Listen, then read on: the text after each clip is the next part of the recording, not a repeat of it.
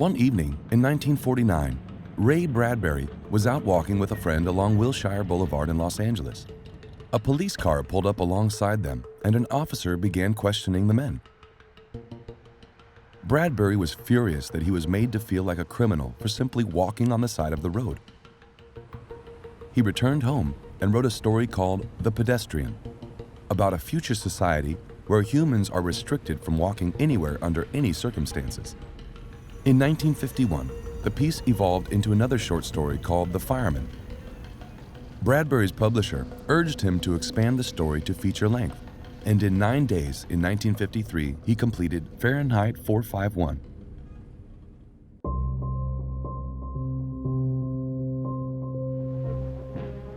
Bradbury took his inspiration from a spate of book bans and burnings that had occurred around the world during his lifetime. During the 1920s and 30s, Lenin and Stalin ordered the destruction of books they believed were harmful to the Soviet Union. It's estimated that by 1927, 60% of all books had been removed from Soviet libraries.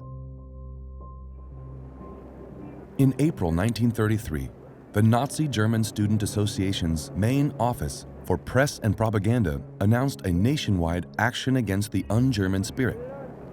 Its aim was to purify the German language and its literature to purge the country of texts that were seen to be unpatriotic. University students carried out a series of book burnings across Germany. Many of the works destroyed were by well-known Jewish novelists, intellectuals, and scientists like Franz Kafka, Albert Einstein, and Sigmund Freud.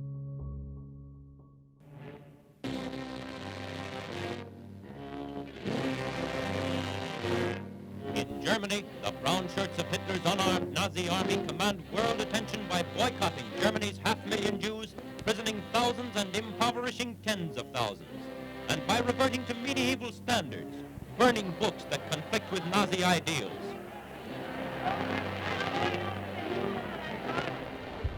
The largest book burning took place in Berlin, where a cheering crowd of around 40,000 people gathered to hear a speech by the Nazi propaganda minister, Joseph Goebbels. The German Revolution has again opened the way for the true essence of being German. Revolutions that are genuine stop at no boundaries. No area must remain untouched. Just as it revolutionizes people, it also revolutionizes things. Therefore, you are doing the right thing as you, at this midnight hour, surrendered to the flames the evil spirit of the past. After the end of World War II, censorship grew in the United States as anti-communist paranoia swept the nation. Step right up, folks. Here's the answer to your problems. Dr. Utopia's sensational new discovery, ism. Ism will cure any ailment of the body politic. It's terrific. It's tremendous. I hereby turn over to Ism Incorporated everything I have, including my freedom and the freedom of my children and my children's children, in return for which said ism promises to take care of me forever. In 1950, Senator Joseph McCarthy announced that he had the names of over 200 known communists working in the government. Apparently, every time anybody says anything against anybody working for Senator McCarthy, he is swearing them and is he accusing them of communism. Just answer the question. Do you know of any subversive event? He embarked on a highly publicized investigative campaign, now referred to as the Red Scare, which failed to uncover a single communist in the U.S. government. In 1953, McCarthy sent his aides Roy Cohn and David Schein to Europe to visit U.S.-run information service libraries. These libraries were established around the world in the 1940s to provide official information to foreign citizens about American life and culture. The U.S. Information Service at Istanbul attracts many young Turks eager to learn about America, an interest which has been continuous since famed Robert College was founded by Americans nearly a century ago.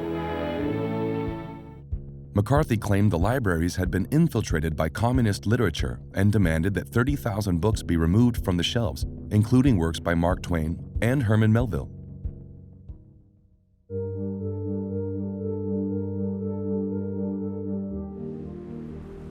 Ask yourself, what do we want in this country above all?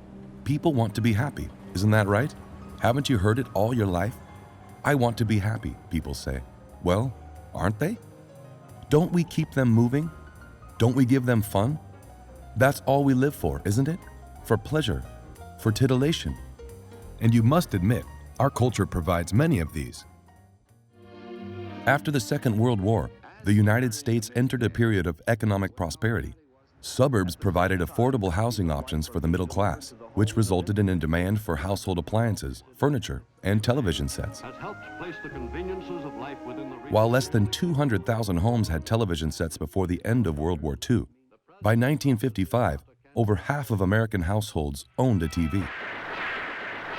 Daytime soap operas targeted housewives, while families gathered at night to watch sitcoms and game shows. As a result, the popularity of radio and print media declined, as people increasingly relied on television as their primary source of information and entertainment.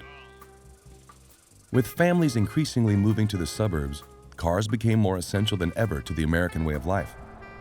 People could now easily leave cities and travel huge distances on the new interstate highways. Drive-in restaurants, drive-in cinemas, and shopping malls thrived as a result. Between 1950 and 1958, the number of registered cars on the road increased from 25 million to more than 67 million. Cars became a symbol of freedom and a key aspect of American youth culture. The young American breed is swinging in that wider radius. The teenager has forsaken the parlor. The car dominates his life. 75% of all high school juniors and seniors have driver's licenses. 44% of all teenage boys own their own cars. This is the first generation of youngsters to have grown up with cars as an indispensable part of their daily routine.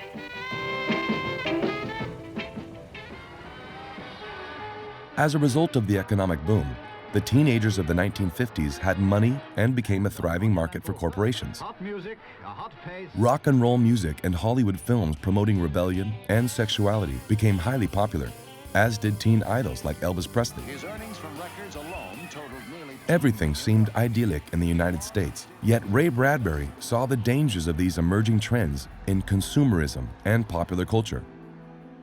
He saw the potential for an oppressive future.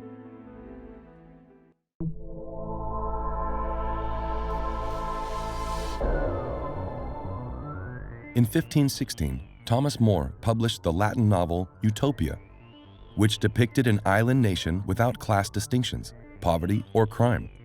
The book's title combined the Greek word for not and place to mean no place, which suggested the setting was too perfect to exist in the real world. The word utopia subsequently became associated with societies that possessed ideal social conditions, laws, customs, and politics. During the first half of the 20th century, the concept of a dystopia had arisen in fictional texts like Yevgeny Zamyatin's We, Aldous Huxley's Brave New World, and George Orwell's 1984. Dystopias were the opposite of utopias, societies characterized by tyranny, deprivation, and injustice. What you see is real.